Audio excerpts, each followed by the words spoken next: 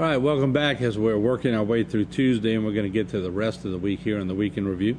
But Secretary of State candidate Caroline Faird made her way to the Bayou Time desk, and Dr. Laura Batto interviewed her on our Women in Government segment. We discussed earlier, how does the Secretary of State office, or how can the Secretary of State's office, because I don't think it's doing that right now, how can that play an integral part in growing jobs in Louisiana? You brought up some very interesting points. Sure. Well, most people, I think when they think of Secretary of State, they think probably first and foremost of elections. And in Louisiana, as you well know, with your political, expertise, we have a lot of elections in Louisiana, and we are a very political state. However, we also, from our Secretary of State's office, manage our corporations database. We are the point of entry for anybody looking to do business in the state of Louisiana, LLCs, partnerships, permitting requirements.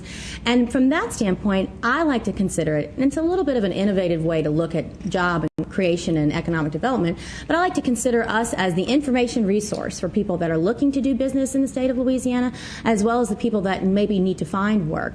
We're a point of entry, and I think that if the office works appropriately and efficiently with Louisiana Economic Development Corporation and other agencies that are interested in workforce development and making sure we're growing our economy, we could really do some wonderful things, and that would be my goal as Secretary of State. Right. Well, you gave some very specifics when we spoke earlier about reviewing the information about the corporations and whether or not they were a small branch of a larger corporation. Can you explain that? Sure. Well, to borrow a corporate term, it's about doing your due diligence. You mentioned I have a corporate background, and that is true. I'm an attorney by training and trade these days, but I have spent some time in the corporate arena, and as a result, I think I tend to have a pretty good idea as to what businesses look for when they choose to invest in a community. And I think that would be an asset, being Secretary of State.